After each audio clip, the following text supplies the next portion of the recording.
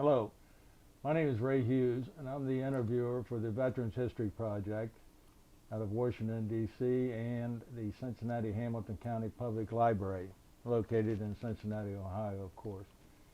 Today's date is the 8th of March, 2016, and today we have the honor and privilege of interviewing Robert Hunter Ruchhoft, a veteran of World War II and the United States Navy Construction Battalion, commonly known as the Seabees. And is it all right to call you Bob? That's fine. Yeah. I've been called a lot worse. Yeah. Bob, if we would, we'll start out with a little biographical information. Where were you born and when? I was born in Minneapolis, Minnesota, but I never lived there. At that time, my father was the chief bacteriologist of the city of Chicago, and but they were from Minneapolis, and my mother had lost her first baby, so she had a favorite woman doctor in Minneapolis. So she went back to Minneapolis to have her deliver me, which that I did. And then later on, she did the same thing with my younger sister. I see. What was the date of your birth? 8/22/24. That's the 22nd day of August, 1924. That's exactly right. And you're great at math, I can yeah. see. Yeah. And your father's mother's name? My father's name was Clarence Carl Henry Ruchhoft. And he came from a solid German background up in northern Wisconsin. It was interesting because he was a third generation born in this country, but he couldn't speak any English until he was 9 years old. They finally moved to Minneapolis and he learned English. I see. And your mother's name, maiden name also? My mother's name was Dixon. Margaret Dixon. Margaret Dixon? Yeah. Mm-hmm. And where was she from? She was from Minneapolis. I see. Was she, how many generations had she been in this country then, if your father was third? Well, her father goes way, way back to the Mayflower days, very early. Okay. Her mother was a Canadian. I see. And that was an interesting story, as a matter of fact. In early part of World War II, before we were in it, we went up to see one of the brothers of my grandmother in Canada. And when my grandmother had come over to this country and married my grandfather, why, they didn't make any pension about getting things changed and so forth. So when we went over there, when the war was on, but we weren't in it, for a while they weren't going to let her back in. We had a terrible time because they just didn't do that, worrying about citizens in those days. And I remember we were having this long argument, and the guy didn't know what to do with it. And finally, after about 35, 40 minutes, and on the phone, and one thing and another, the American guy at the border says, "Oh, go ahead." And we just went in. I see. And you said your parents were actually living in Chicago. Yes. I see. My dad was the chief bacteriologist for the city of Chicago. And where did you folks live at in Chicago, do you recall? Yeah, I don't remember the first place, but I lived on, I think it was called Andina Avenue. You remember the schools you went to? School I went to was Bennett School. That was grade school? Grade school. And what high school? I didn't go to high school there. By that time, my dad had transferred, got a job here with the United States Public Health Service, and so he moved here. So by the time I was a fifth grader, we were living in Cincinnati. Oh, I see. And where were you living in Cincinnati? What was your address? Our first place we lived was Bond Hill. Mm-hmm. And we were there for about 3 years, and then my dad found a very, very nice house. It was sort of in Hyde Park, behind Withrow High School. And that's where I went to high school. I went to Withrow. I see. And what year did you graduate from Withrow? 1943. Now, was your dad in the military during the war? Not this war, but he was in World War One. I see. He was in the Navy in World War One. Actually, he was one of the. My dad, of course, when he was a young man, lived had moved from Wisconsin to Minneapolis, and eventually he met my mother. But before he met my mother, he went down. He was in the National Guard, the Minnesota National Guard, and he went down with the boys that were chasing Pancho Villa down the border down in Mexico. Although he never went across the border, and unfortunately he got typhoid fever down there, and it sort of loused up the rest of his life, actually. Mm. So he eventually, although ended up in the Navy, and one of the interesting things he did, and I could show it to you if you want to see it later on. He was an avid photographer. That was not his business. I mean, he was a sort of a chemical engineer and so forth. But when we moved to Cincinnati, and we were living in Bond Hill, and finally he got a very, very nice house behind Withrow High School. And so that's where I went to high school. I had to cross over the railroad tracks and so forth. And from there, the day as soon as I graduated they wanted to draft us, but they said they would let us finish high school. So I did. I finished high school, and actually they were anxious to get us in, so they this was maybe this is another story I don't need to tell. We were going through the line, we were all naked because they were doing the various medical things they wanted to do and so forth. So we're sort of standing there naked, and there were three guys. There was an army. No, they weren't. They were civilians, but one represented the Army, one represented the Marines, and one represented the Navy. And the Army guy grabbed my papers and started to stamp to put me in the Army, and I didn't want to go in the Army because my dad had been in the Navy. So I pulled it out, and he stamped the table. And he was mad. He said, "Give me that paper back. Give me that paper back." And I said, "I don't want to go in the Army. I want to go in the Navy. I want to go in the Navy."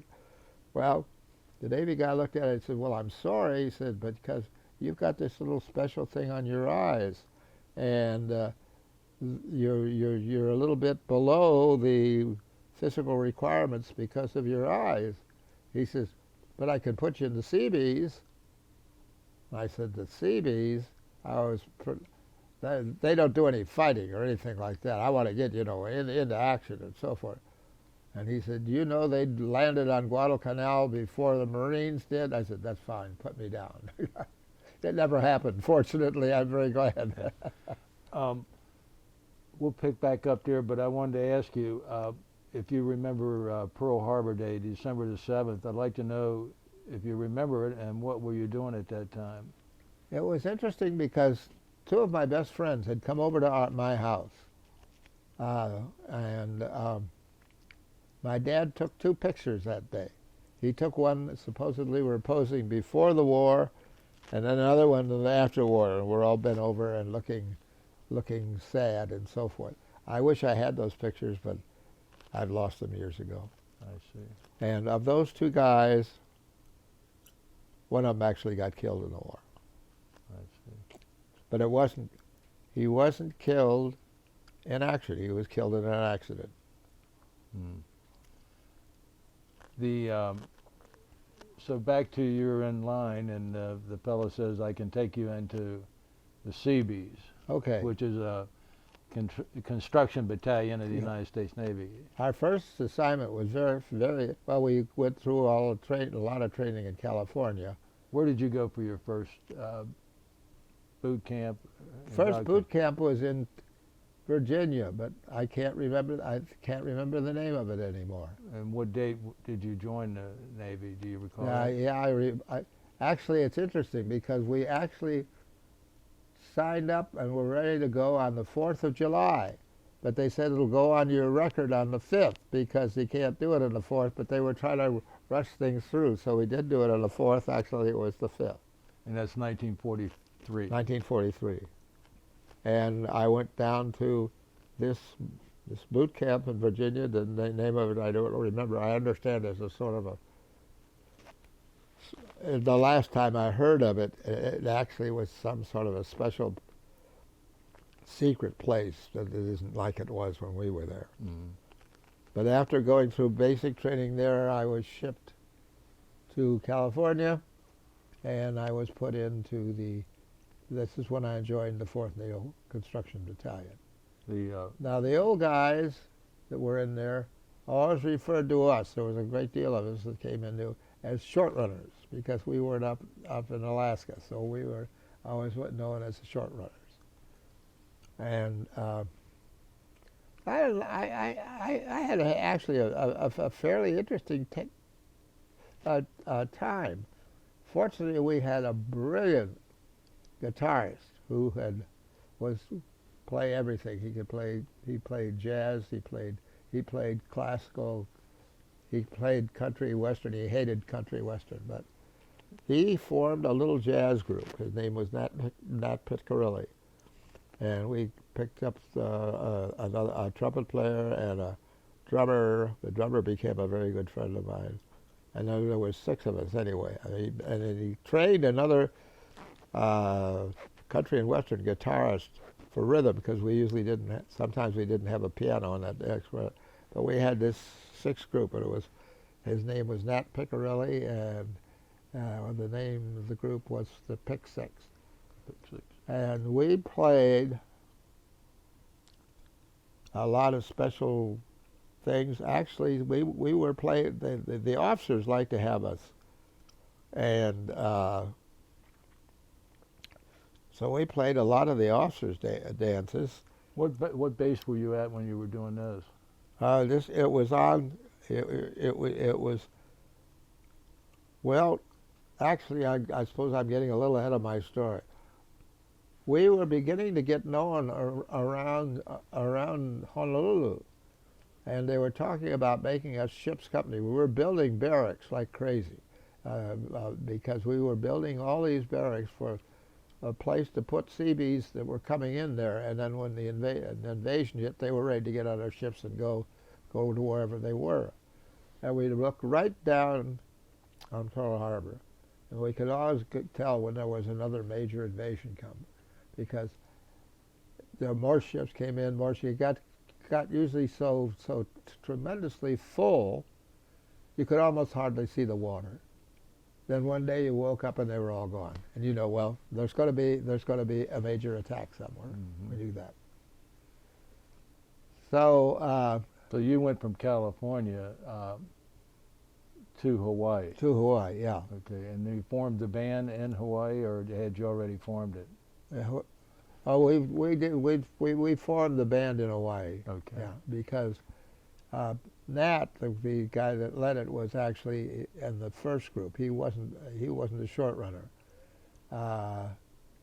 3 of the 6 guys in the band were short runners, which were, of course, I was one of them. But what instrument did you play? I played saxophone and clarinet. Where did you learn to play them, those instruments? Well, I learned to play the clarinet in high school. There was a very, very I went to Withrow, and there was a very famous band director there called George Gilmore Smith, is known by Smitty, and he was known all over town.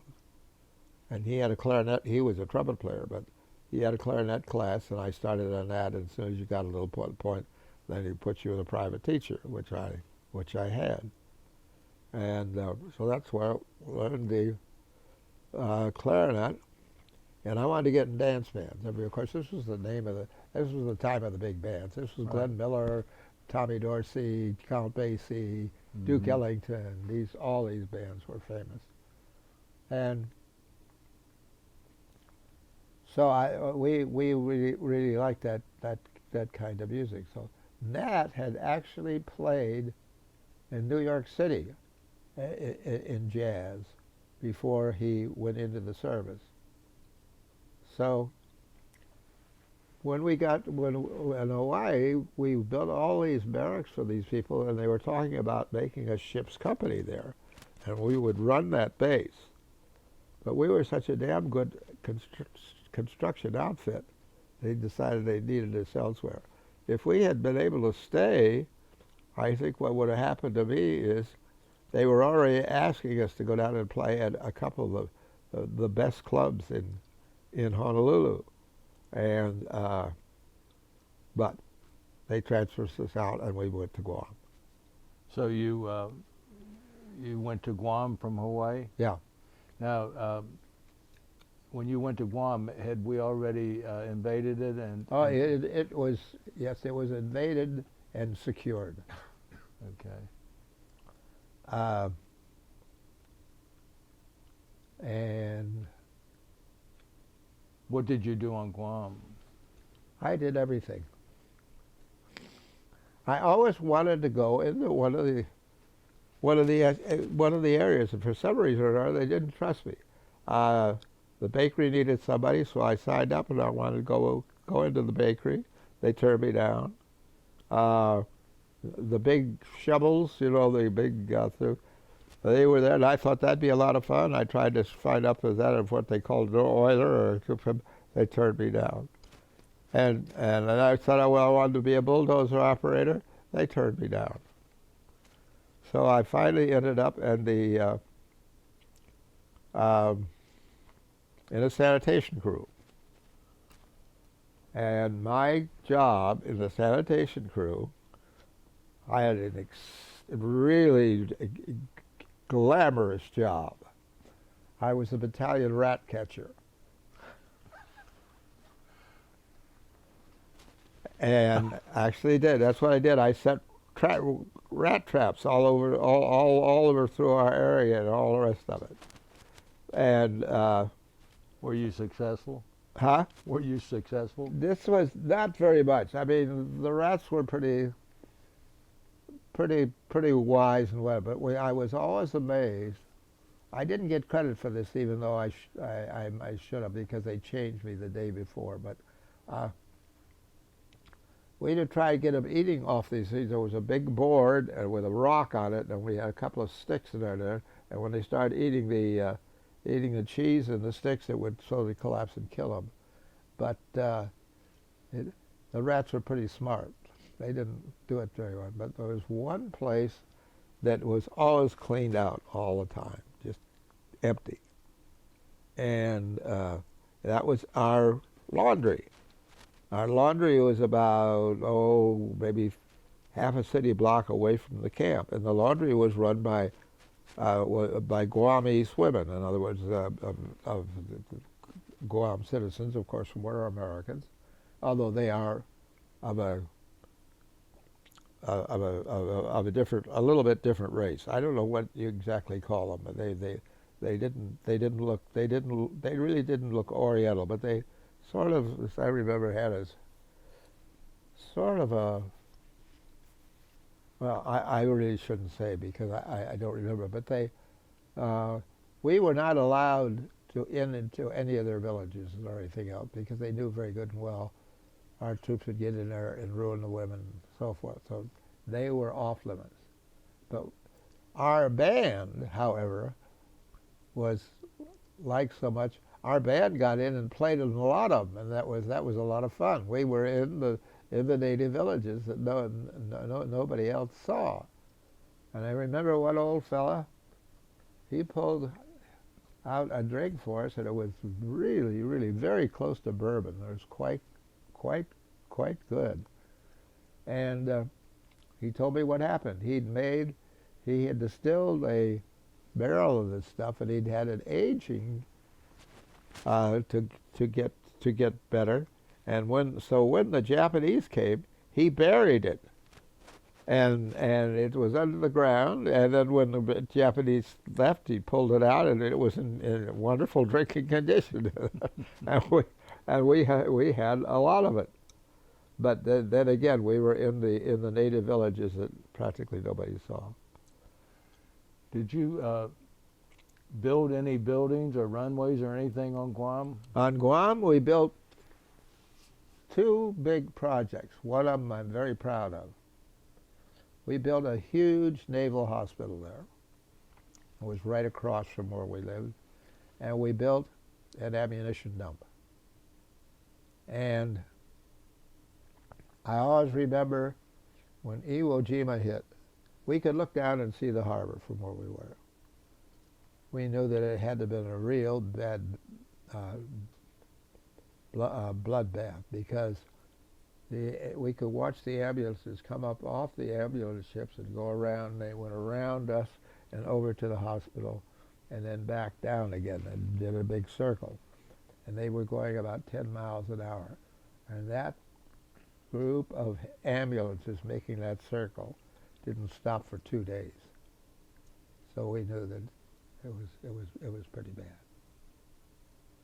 And so then suddenly we got orders to do something else. This was getting toward the end of the war, and we didn't find out what it was till later on. I'll tell you now what it was, but we were scheduled to go into a small island that was halfway between Okinawa and the southern island of Japan. And we were going in with the Marines, so we would have been gone in right in the middle of the fighting. Because they wanted us to go in there and quickly build an air base, so the bombers, the big bombers coming out of Okinawa, would have some place to land if they had been shot up. Somebody could land there, and also they could send out fighter escorts for our bombers. So that was what we were supposed to do. But then they changed our orders, and we didn't know why. We know now why, because Harry Truman had decided to use the bomb. And so instead of that, they sent us to Okinawa. And so you were on Okinawa then? I was over. It's interesting. There was such a backup when we got to Okinawa. We had to sit on our ship for quite a while. It was an LST, incidentally, and there were several of them. I think when we went from Guam to Okinawa, I think we had about 5 LSTs loaded with our battalion, and we had destroyer escorts as escorts to go. But then, as I say, when we got to Okinawa, there just wasn't any room to take us off, so we sat in the boats for quite a while before we got ashore. And what city did you go into? What? What area? Was that Naha? No, it was way south of Naha. It was just an open field that we made a camp out of. I see. And there was still, even though the island supposedly was secured, there was still a lot of heavy fighting going on. But now this would have been like July of 1945, or something around there, yeah. Mm-hmm. And well, maybe a little earlier than that. But June, perhaps. We were. By that time, my major job was I was a truck driver. I crossed this huge, big Diamond T. I loved it because it had air brakes, and the cabin was so wide in that thing you could seat 5 people across. And I really had a great time with that truck. But did you build anything on Okinawa? Tell you what? Did you build anything on Okinawa? We were building roads. It didn't seem like we were getting much done on anything. Nobody knew exactly what we were going to do. But we were mainly, as far as I remember, we were building roads. Mm-hmm. And I'm sure there were some more things, but I don't remember. It didn't last very long anyway. And and then, of course, we always listened to the Japanese radio because the music Most of it was American. They said it was theirs, but we knew it was American. And they would tell these stories. Tokyo Rose didn't exist. This is somebody that made that up. There was gals that were talking, and they talked in beautiful English, but they always tell these stories about how your girlfriend or wife is going out and dating this 4F guy in the factory and everything else, to try to make us, and it made us laugh. I mean, it was really humorous as much as anything else. Well, when we dropped the bomb, it was a different matter. They called us, and this is where, and on the radio, and said, "You have done something that is really terrible," and so all holds are anything we want to do now, we feel entitled to do, and we're going to do something really terrible to you. The Japanese were saying that to Japanese, us? yeah, this was the Japanese radio that we were listening to. And so we thought, what could it be? And somebody said, gas. And we all had gas masks, but a lot of guys had cut them up and made souvenirs with them, one thing and everything else. I had my gas mask, and I was offered $100 for it. And to keep somebody coming, I loaded my rifle and kept it so nobody could take it away from me. And so finally one day, we heard all this shooting going on, tremendous amount of fire. Could hear it out in the harbor where all the ships were. And then suddenly it was coming in to closer to us and everything else. All around us, firing. And we said, gee, they must be sending up balloons, everything. The gas will just be terrible. We had signs up that would change and so forth. And I remember one of my friends who had cut up his gas mask said, don't worry, he said, the kind of gas they'll use, go through your gas mask, you'll be just as dead as I am when it comes. Well, this firing went on for a long time, and then finally I remember in the gun flashes, I saw a guy come through our area on a road, it was a road that we built, and said, the war is over, the war is over. And then we knew that's what all the firing was about. But by God, the bullets were just flying around everywhere. It was really quite dangerous. I got my helmet and my rifle, and I got in a ditch and stayed there until it all died down. And the next day they came and took all our guns away from us. Is that right? Yeah. Did you have much relations with the Okinawan people while you were there? None at all. None at all. And what base were you at when you were on Okinawa? I don't know. We just put up this is one thing we couldn't understand, because we were in this nice, great, big open field. It was sunny and everything else. The people all lived down in the little valleys on each side where it was dark and so forth. And we couldn't figure out why they wanted to do that. Well, we found out.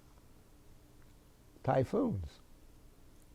And they were pretty secure down at the time. We went through two typhoons, and boy, it just blew the hell out of well, the first typhoon we had, I rode out, before we got there, I rode it out on an LST, and that was quite an adventure to ride a typhoon out on an LST. Mm. But then the second one, we were ashore, and I could remember that typhoon so well, because we were all trying to get someplace to camp. We lived in tents, and they were all just blown away. But you were trying to find someplace to hide. And so I was trying to run along one time to get from one place to another that I thought was safe, and I actually got picked up by the storm, and I flew through the air for about, maybe a city block or so before I came down to the ground again. Is that right? Yeah. Oh my goodness. And so I thought, well, one of the safest places to be would be our great big refrigerators. We had these huge refrigerators that were big. So I get around, and of course the wind is blowing right against the door. And so I had to put my feet against it and pull on the door, and I got it open about that far. And I heard, no room in here, no room in here, you can't go in here. So I said, what can I do now? Well, then I remembered there was an auxiliary engine behind this big refrigerator, and it had a metal top on it. I said, I think I'll see if I can get back there. So I went back there, and I found out there was enough room for me to climb in over the engine and be still covered by the metal shield above me. And I had a beautiful view of the storm. And I sat there watching. I watched pieces of Quonset huts go along and clip off trees like this, and so and so I watched this for 2 or 3 hours that way. Oh. And of course, when finally it all died down, then we just started going. Of course, our camp was just literally a mess. And I made one smart move. I knew in our department where they kept all our parts and so forth, I said, I bet I can find and go down there. And of course, electricity and all that was gone. It just was not there. And so I went to our warehouse, and I found part of one gas lantern and another part of the gas lantern, and I put a gas lantern together. And I had some of my old friends, and we put up sort of some sort of a tent and so forth to live in. And we had that gas lantern, and practically nobody had that.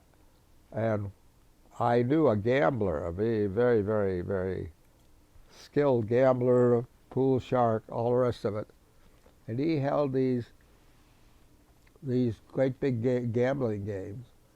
And he always borrowed it from me, you know. He always gave me $10 every time he used it. So we went with that. Well, then it was pretty much over. Just within about a month, they sent us home. Did you ever go to Japan? Never did. Never did. So you stayed on Okinawa most? Stayed on Okinawa. Now, I could have gone to Japan. It would have been illegal, but no, this was earlier. What I wanted to do was, we were sending before the end of the war, when we were bombing Iwo Jima. It was considered a milk run, because the Japs on Iwo Jima just didn't have enough heavy anti-aircraft artillery to drive the planes down. So if you want to make a trip over to fly on one of those planes over there, you could go to our bakery, and we had an excellent bakery, and we would go up to the pilots in the planes and say, we'd like to fly over Jima, and the guys say, no, you can't do that, we won't do that. We'd open the bread and they'd smell it and say, get in the back. So I didn't do it. I wanted to, but I didn't. And we had several of them that made that milk run to Iwo Jima and back. What were they doing going to Iwo Jima? What were bombing it. Oh, bombing. Yeah, okay, before we invaded it. Yeah. So they were on B-29s then. I don't remember the planes. I think they probably were. Yeah. That was sort of a tragedy. I had a little Jewish friend from New York City, Brooklyn, I believe. And the B-29s, we had a airfield. We did not build it. Some Seabees built it, but there were other Seabees besides ourselves. And one time, some Seabees built an airfield for if they ever needed it. But most of them landed in Tinian and Saipan and Tinian. That's where they would go. But this day there were too many of them, so one of them landed on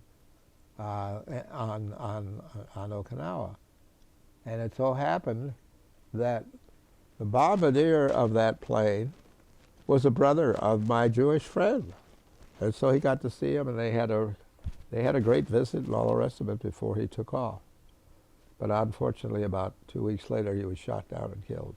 What was his last name? Do you remember? I don't remember. I do not remember. But well, somewhere in the beginning of your joining the Navy, did they teach you how to operate heavy equipment, such No. as bulldozers or No. fork No. or any type of heavy equipment? That was the kind of thing that, well, first of all, a lot like in our battalion, the first group actually had been professional construction men. So they knew all that. But when we came in there, as they called us the short runners, I mean, I think although a lot of the short runners got into these things, for some reason they didn't trust me. I don't know why. They would never give me one of these things.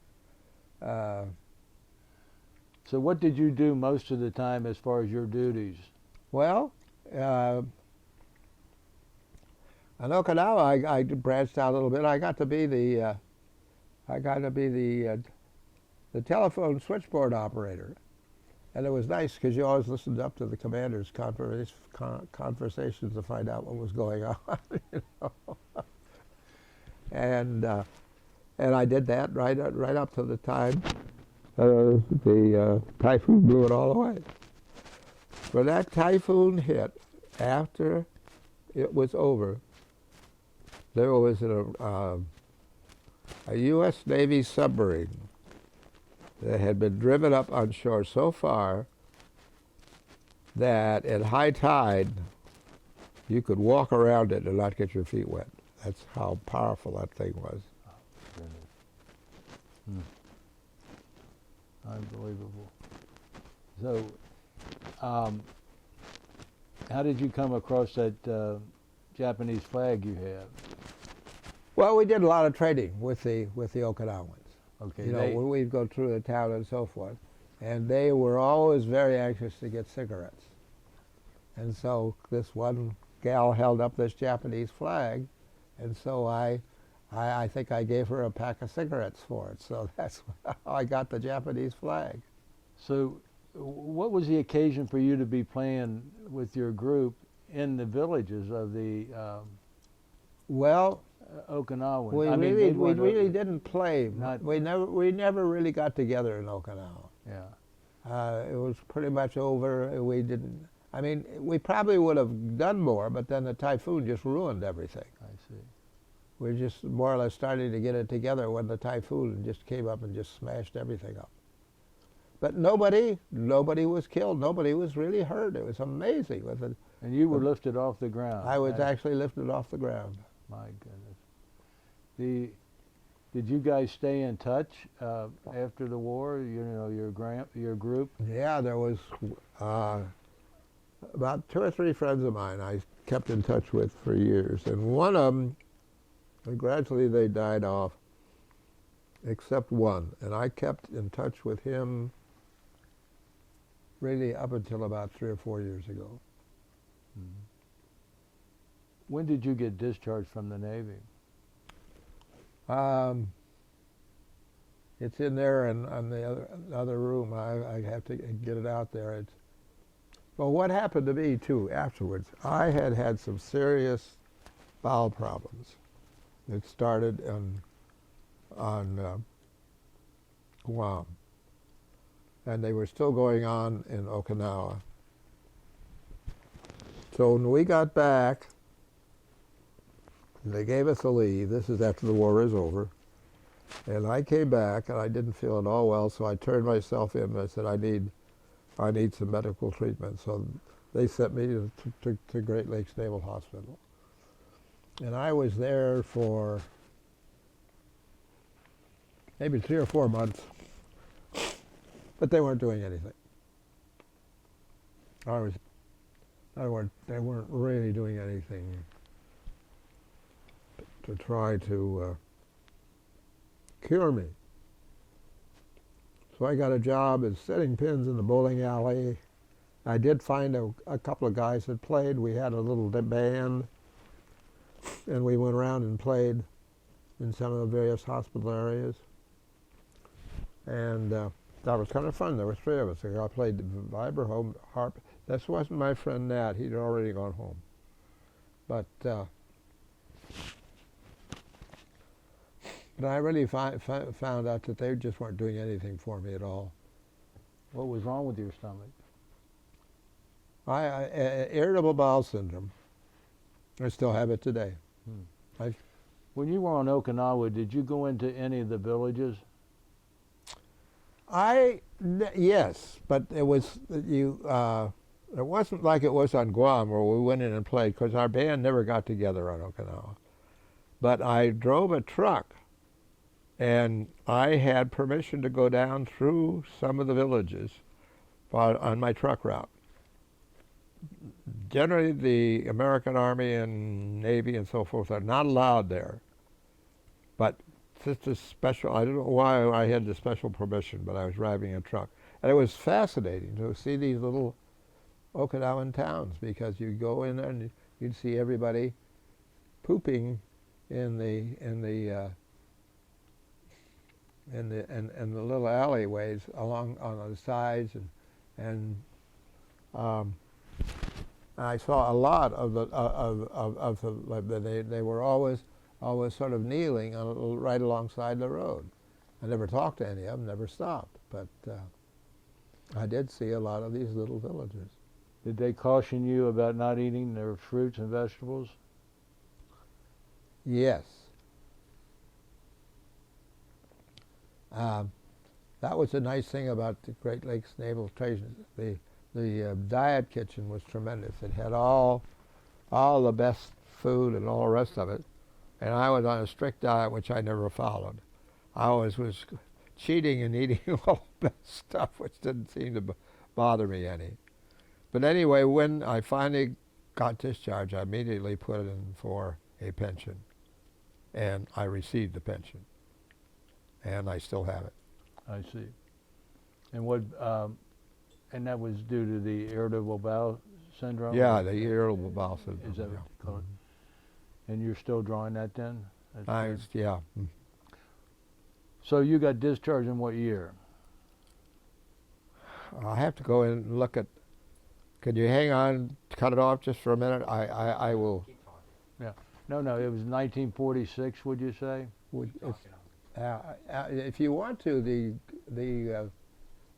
if you go in the room along the wall there, you'll see my discharge from the Navy. Bring it in here. Bob, when you did get discharged, what did you do with your life? Huh? Well, the first thing I did was go. Let me see here. This says you were discharged on the 30th day of April 1946, a Seaman first class, and you were discharged at Great Lakes. Great Lakes, yeah. Illinois. 30th day of April 1946. Honorable discharge, of course. So, did you come back to Cincinnati? I came back to Cincinnati. And what did you do when you got back here? The first thing I did, I thought I wanted to continue in music.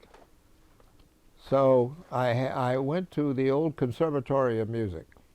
At that time, the College of Music and the Conservatory of Music were not part of UC, and they were totally separate.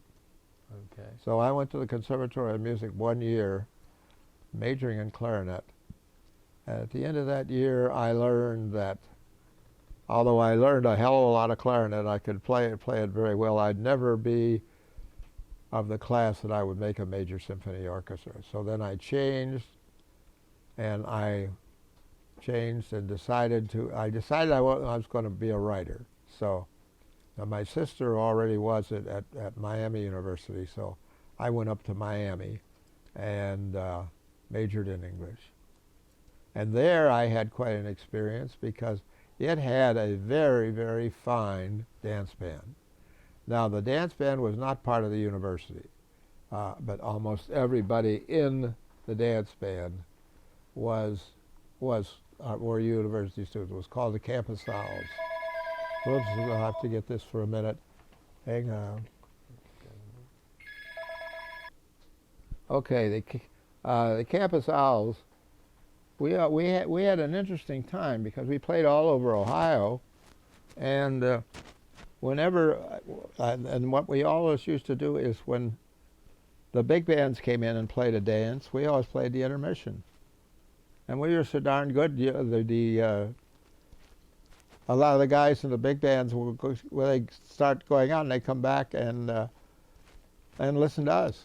As a matter of fact, I had Tex Beneke sit right next to me for one time. And they were always trying to hire guys off our band and already, but that was good. That was part of it. And it was very, very unusual.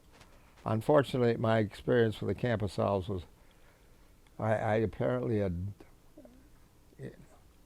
made somebody mad somewhere because they didn't treat me very well.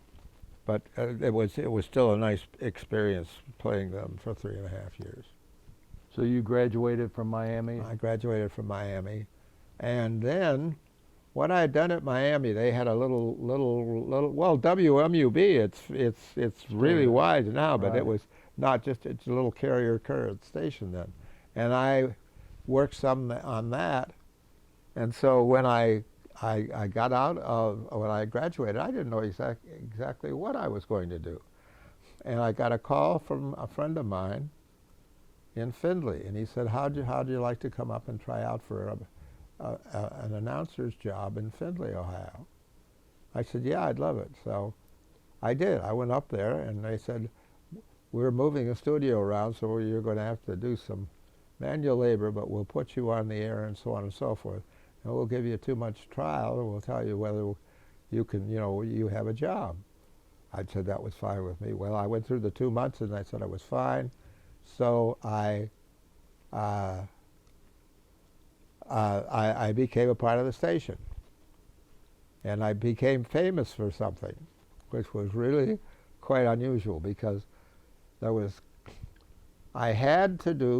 certain things that went with this job. One of them was that I had to do a country western show. Well, I was a big Dan guy. I didn't like country western music. I've become far more tolerant of it now. But well, so instead of just putting a straight show on, I made up a character. I became Lonesome Lamb, everybody's friend in the town, and I'm just going to give you all that stuff. And then I have this little very friend called Homely Homer. And he was so afraid of everybody and all that. The damn program became famous up there. And I stayed for a year. And I guess I stayed about 18 months. And then I wanted to go to Europe badly. So through a connection that my father had, I got a job in Alaska with the Alaska Railroad.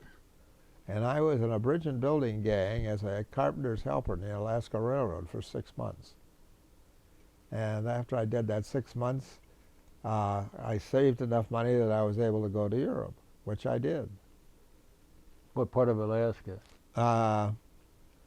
We were between Seward and Anchorage.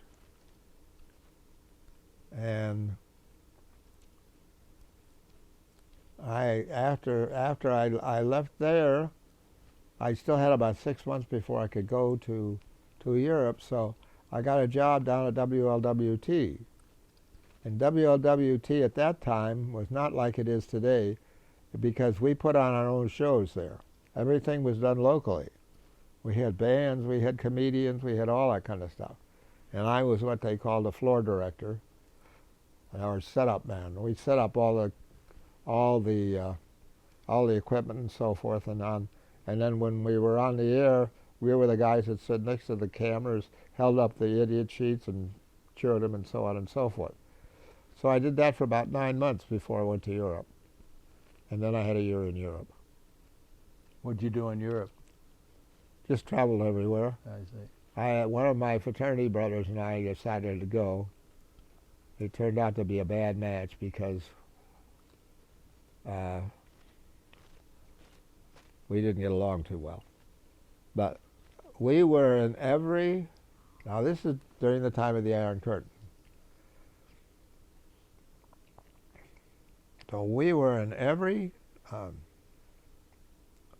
Western European country even the little ones, like Andorra and, I can't remember the rest. I used to remember all the names of them. San Marino was another one.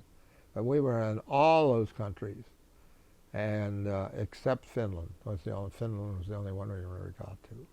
And then we were in Morocco, too. Mm-hmm. So then I came back, and this is when I went back to work again at WLW for about 9 months. And after that, I decided I wanted to go into education and probably be a high school teacher. Well, I found out that high schools were pretty crowded, but they needed a lot of elementary school teachers. So I went to the University of Cincinnati's School of Education. Almost had a master's degree, but I and taught down in the basin at a school which is called Dyer School, and of course this was most of them. I think we had 1,000 students, and I think all of them but 4 were black. And I stayed there one year, and then I got a better offer from Wyoming here in Ohio, and so I went and taught at Wyoming for 2 years. And then I decided I really wanted to see if I could go to college. So I quit and went back to UC and worked on a master's degree in history. And at that time they opened up a 2-year college on the main campus called the University College. And so I served in the I was one of the original faculty members of the University College, although the people in arts and science and other people hated it. They thought it was beneath them. But the University College I stayed there for 30 years, and that's where I really got a very nice pension. And then about 10 years after that, they did away with it. What's the difference? What do you mean by University College? It's part of UC, the University of Cincinnati, correct? Yeah, the University College was a separate college in the University of Cincinnati. Now, we had 2 branches which are still going on. From that, I can't think of where they are now. I've been to both of them, but they're still very active. What subjects did you teach then? Mainly history. Uh-huh. European history mainly. Yeah. Well, I think we skipped a very important part of your life. Did you get married? I got married. And that was my former wife on the phone I just talked to. Well, tell us about your marriage Well, and how you met and what her name is. And her name is Ann McCaslin, but everybody calls her Nancy. And McCaslin? McCaslin, yeah. I think it's still going on. There was a law firm here called McCaslin, Imbus and McCaslin.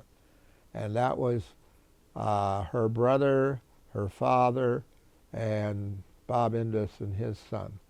And I understand maybe that the company is still going on, but there's nobody in the McCaslin family that are part of it today. When did you meet your wife? Where? I know where I met her, yes. Because a friend of mine said that he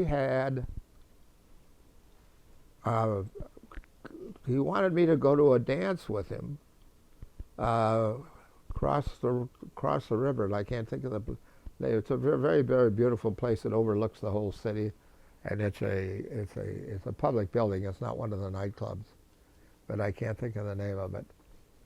But anyway, this friend of mine called me and said that he had a couple of girls and he needed dates for them. And one night wanted to know if I wanted to go, and I said, yeah, I guess so. So I met them at a restaurant, and there was one girl that was rather plain and one girl that was very, very, very attractive. And so I said, well, the plain one will probably be the one I will be with. Well, it wasn't. It was a little attractive little girl. And eventually this started something which became, we got married. When did you get married, Bob? I don't remember the date anymore. Remember what year? No, Did you have any children? I have two. Two. And I have one that is a medical doctor here, works for Christ Hospital, and I have one they're both girls. I have one that is in the Seattle area. She is a tremendous musician, particularly cellist, and she played with rock bands all over Europe. She played, but now she's almost all in serious cello. And there are two major symphony orchestras in Seattle. There's a Seattle Symphony, and then there's this other symphony, which basically is all professionals too, but they don't get paid. And she is the principal cellist of that orchestra. what are your daughter's names? My daughter here is named Elizabeth, and my other daughter's name is Barbara, and she goes by the name of Barbara Hunter, but Elizabeth still uses the name Ruchhoft. I see.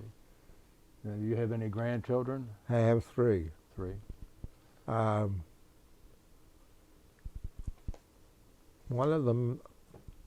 Two of them are now at Ohio State. Mm-hmm. And one of them is, I forget, he's in one of the Catholic high schools, and I can never remember which one it is. But he's quite an actor. And a lot of the local theater things, he gets the leads. He's quite good. But he's been preparing for this. For instance, he's been taking voice lessons, he's been taking ballet lessons, doing a lot of stuff like that for a career in the theater. But you know what the career in the theater like? You can be talented as hell and never get anywhere. Right. But he said something one time that really made me feel a little bit better about it. But somebody said, well, you know, you might go through all this, and all you ought to be able to do is be, you know, a high school drama teacher. And he said, that'd be fine. So, Yeah. I mean, he could adjust, and that was it. Have you stayed in touch with anybody that you were in the military with? I stayed in touch with two people. One, his name was Bill Porter, and he and we had a lot of fun together because he was an arch conservative Republican, and I'm very much of a liberal Democrat, and we'd argue politics all the time. But he was a tremendously shrewd businessman. He bought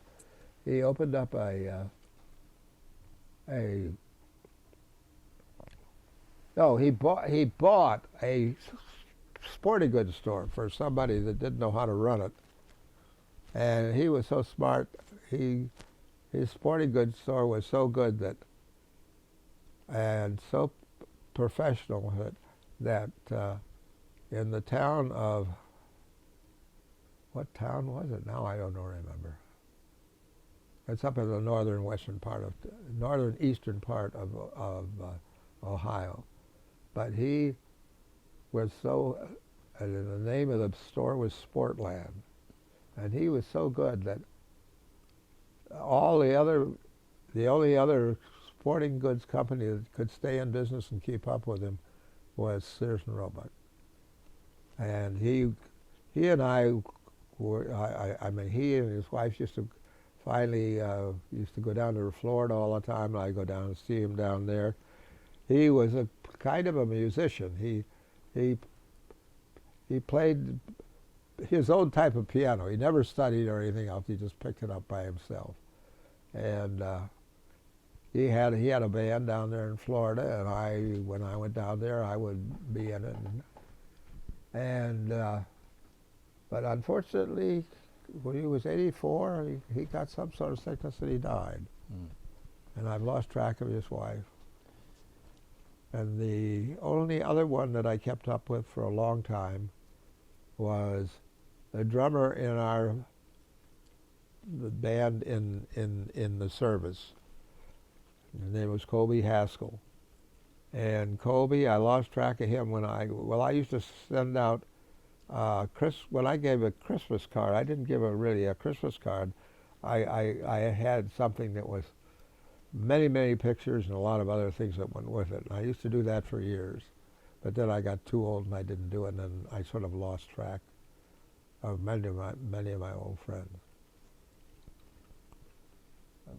Brian, do you have any questions you'd like to ask? Yeah, I have a couple. I want to take you back to high school. So you were in high school when the war broke out. Yeah. 41. As a matter of fact, when I was there, my best friend was killed in the war. I was still in high school when he was. It was an accident. It wasn't in action, but he was killed in an airplane accident. Was he older than you, or was that? Yeah, he was about a year older than I am. What was his name? Do you recall? Bob Limper was his name. Bob Lipper? Limper, L-I-M-P-E-R. So he would have been class of 42. Well, he went to a Catholic school. Oh, he went different high school. The one downtown. I can't think of the name. St. X. St. X. Yeah, he graduated from St. X.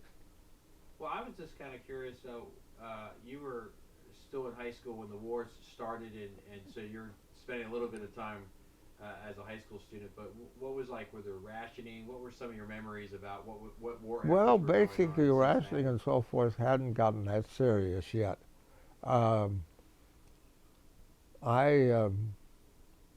It didn't seem to create any hardship on us as far as that was concerned. And I was playing in dance. Matter of fact, for a short time, I had my own dance band. And it was starting to do very well. But the problem was, when this war started, of course, the better known bands, the ones that had a name and so forth, began losing their men, and they picked my men, including me, and I played in a couple of those until I was drafted myself and left. Well, where was your band playing in town? Would you play? You were a teenager in this band. Well, it was no special place. They were always dances somewhere, like a high school. Most of them were high school dances. Okay. And you were talking about when you're listening to the Japanese radio that they were playing American music. Do you remember who they were playing? Who they were playing mostly? I don't remember anymore. Yeah. I knew there was one symphony, and I had the record at home, and there was a glitch in it. And by golly, when I had the Japanese there that glitch was just as big, which they claimed was the Nippon Symphony. Of course, today Japan has a very fine symphony, but. Did you ever see any Japanese soldiers, like prisoners of war? Oh yeah, several. Do you remember where you saw them? Oh, I'll have to tell you this story. This is one that I really didn't get credit for this for another reason, but when I was did I tell you the story about being what happened when I was a battalion rat catcher? I know I told you that I was. Yeah. But what happened? No. Just tell us how good you were. That's all. I always noticed that, I think I mentioned this part of it anyway, I always noticed that down in our laundry that they were all, the cheese and so forth I put out was always gone. I said, boy, we got some big rats that are really, really doing well. Well, then when we started to poison them, actually, I really didn't get credit for this because the next day they changed my job to somebody else, and there was another guy that got credit for this, but it actually was my job. But what happened was, some guys were coming up the road, and they said there are 3 Japs that are trying to surrender down on the road. So we sent some guys down there armed. And here were these 3 Japanese guys. They had been eating this stuff, and we'd poisoned them.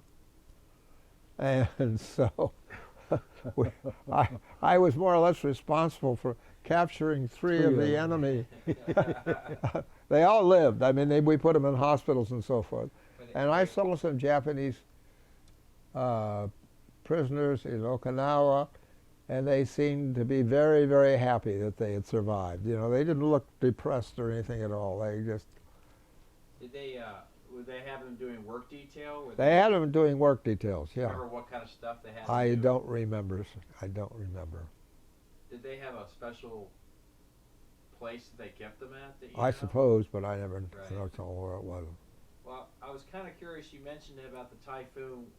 You mentioned how the first one you were on your boat, Yeah. but you didn't go into a lot of detail. You just said it was an adventure. Can you give us a little bit more idea? Well, we what it's were like to we in a typhoon. we were we were heading toward Okinawa when it hit, and of course a typhoon and an LST isn't the safest place to be, and our LST had some big heavy equipment in it. We had some bulldozers and things like that, but fortunately the people that anchored them down well. But boy, there was 3 days we couldn't go to sleep because you couldn't stay in a bunk. It'd just throw you out on the floor.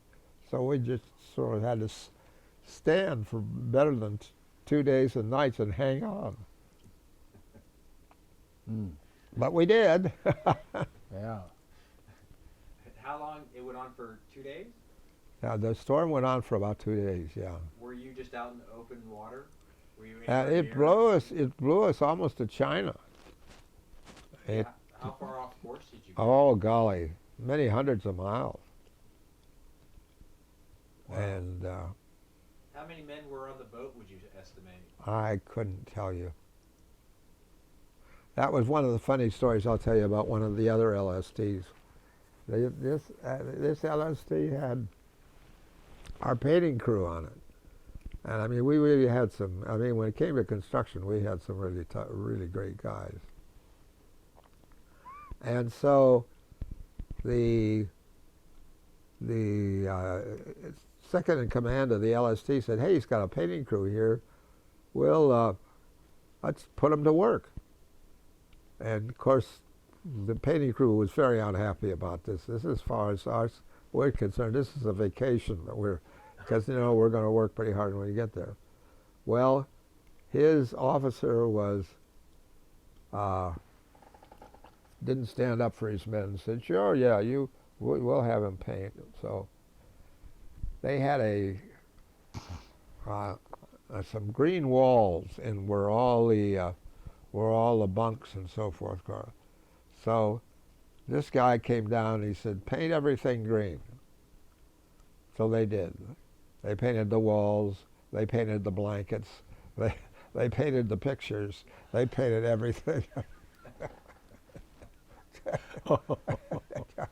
Oh.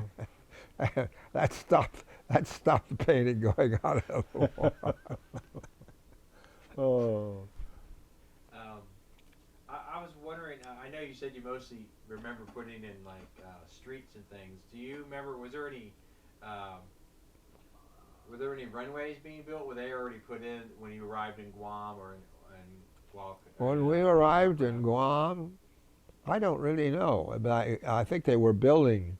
They were building the runways. In other words, the island had just been secured, but there was still a hell of a lot of fighting. I mean, the Navy had a way of running around the island, and it looked good in the newspaper to say it was secured when basically a lot of it wasn't. There was still a hell of a lot of fighting going on. Who was fighting? Marines, I guess? Oh, the Marines were, yeah. We were on Guam, we were with the 3rd Marine Division. And it was amazing that the Marine Division didn't have, we were a battalion of 1,000 men, and you know, I don't know how many a division is, 15, 16,000 men. Mm-hmm. And they didn't have as many refrigerators as we had. But we were treated much better than the Marines were. So when you were saying fighting, was it mostly on land, I guess, or were any ships being affected? It was Were all ships- on land, all on land. No ships were being shot at that. No, I never I never got near where there was any kind of ship battles at all. One of my best friends was right in the middle of all of it, and he was a friend of mine from home and school. But well, he died about 3 years ago. How did you guys? Did you guys join together, or how did you guys meet up there, or did you meet up when you were this guy that you knew from Cincinnati? Did you meet him? I met him. I think we corresponded and found out that we were very close together. I was in a camp called Camp Parks, California.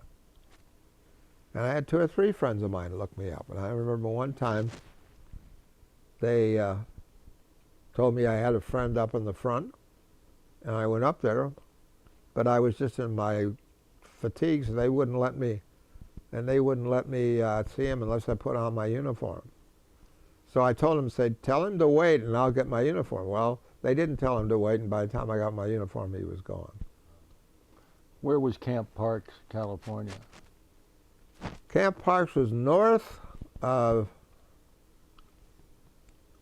Los Angeles and south of San Francisco. I can't tell you exact. Now I used to be able to put my hand on it, but what training did you get at Parks?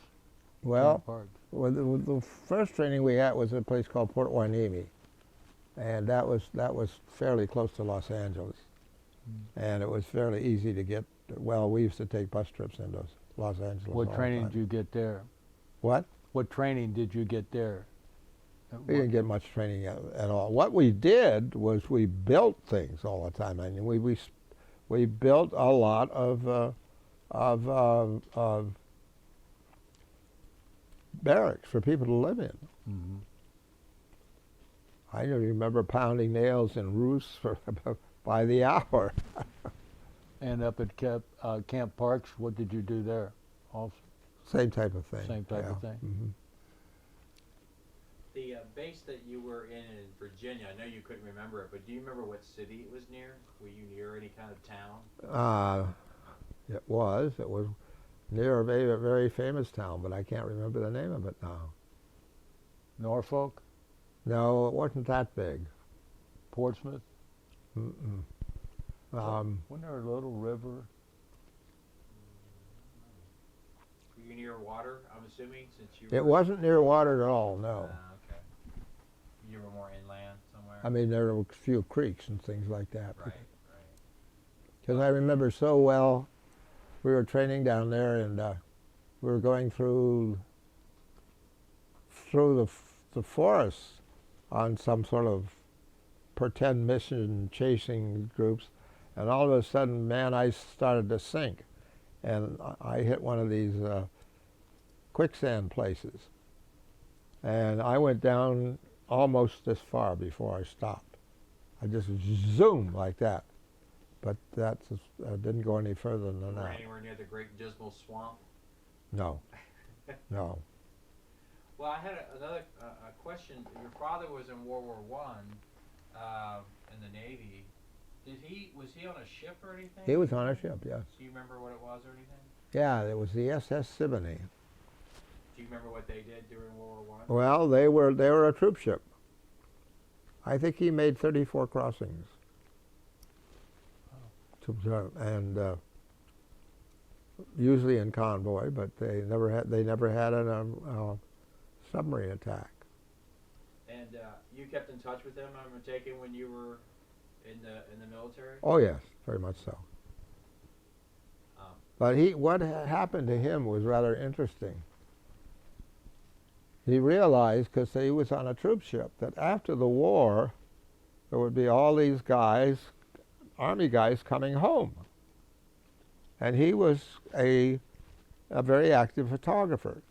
So that was not his job. He had a job down in the engine room. So he went to the commander and said, if I do my job in the engine room, would you mind if I took some pictures and sold them to the troops going home? The guy said, no, that's fine. As long as you do your other job, that's great. So he started, and it got so busy that he went around shooting the pictures, he had two guys working full time in their off hours making prints, and he had three salesmen, and they were all just working like crazy all the time. And he made enough money to put himself through 2 years of college at the University of Minnesota. Outstanding. Now, what was he in though when he was down in New Mexico? Is that where he was chasing? I think he was in the Minnesota National Guard. And they were called to active duty down there. Yeah. Huh? Mm-hmm. Now, That's in and the typhoid that got him, sort of made him miserable the rest of his life, actually. How's that? Well, he was sick to his stomach all the time. Okay.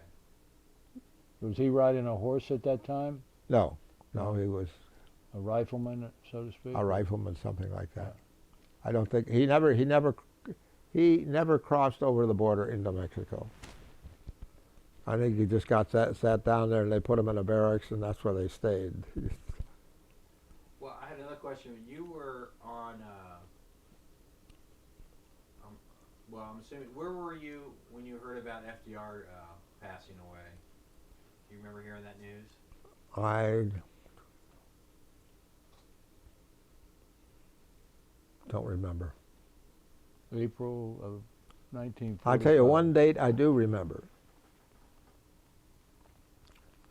When I was on Oahu,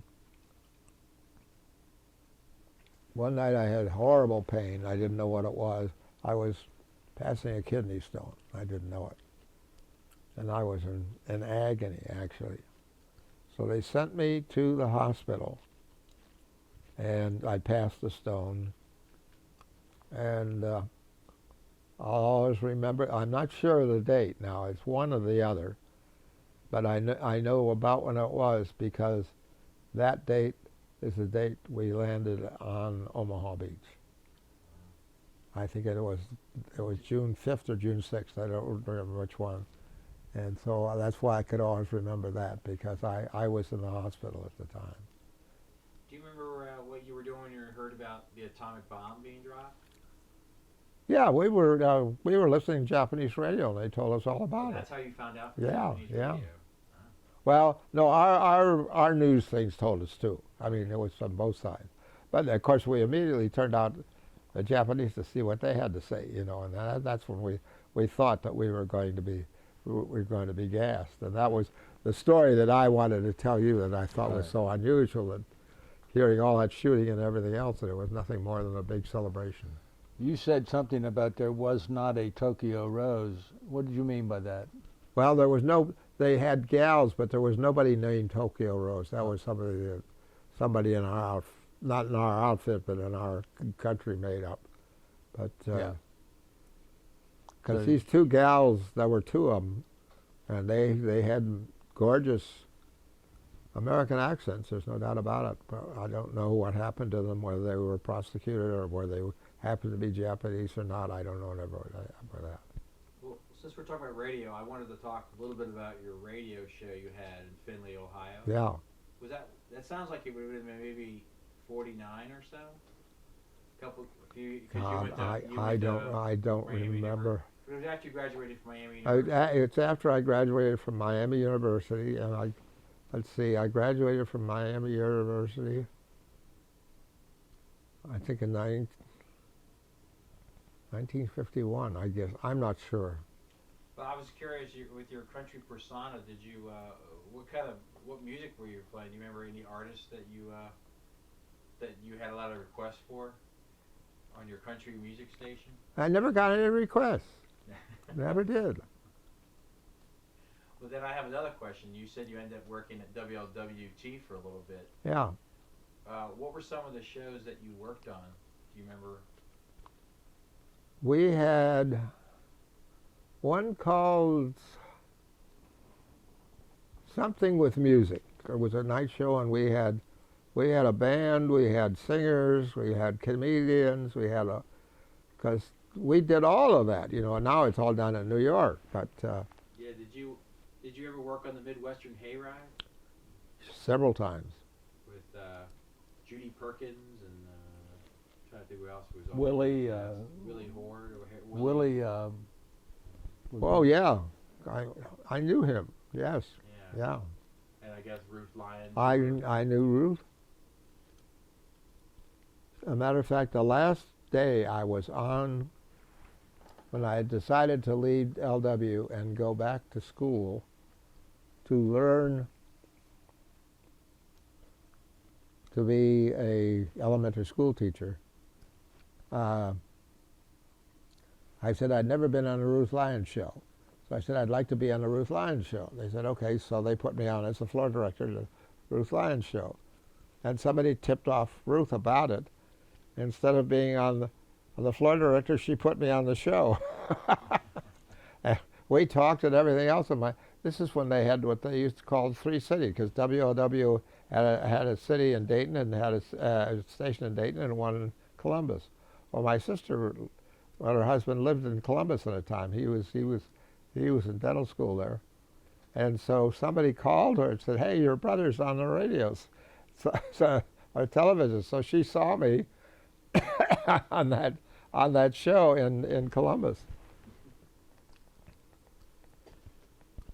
I think that's all the questions. I might have one more. If I think, I don't know if we got anything else, Ray, but maybe I'll think of it if you're still. So, do you recall any combat situations that happened while you were on Okinawa? Because they certainly couldn't have been all cleaned up. No, by the time we got to Okinawa, you see, we were really scheduled, as I told you, to go into that invasion. So all the fighting in Okinawa was long over. Okay. They just didn't know what to do with us. In other words, since we weren't going to make that landing, and they had this battalion, so they decided, well, I think what they really decided to do when they moved it, that was an interesting thing too, because we were building roads and doing a lot of stuff like that.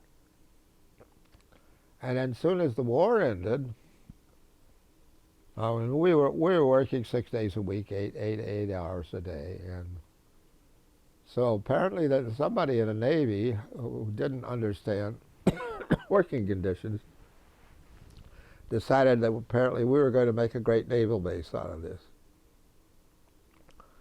And so the war was over. So instead of working 8 hours a day, 6 days a week, they made it 10 hours a day, 7 days a week. And, well, you know, workmen, they can 10 hours stand around and look like they're doing something when they're not doing anything, and the work table just fell to nothing, because these guys weren't going to work. The war was over.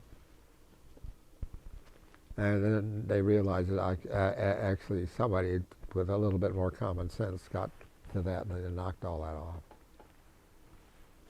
What type of work were you doing during that period? I was driving a truck. Were you? Is that Diamond T? That big Diamond T, yeah. What is that? Huh? Is that like a big semi truck? It was a big dump truck. Big dump truck. Yeah.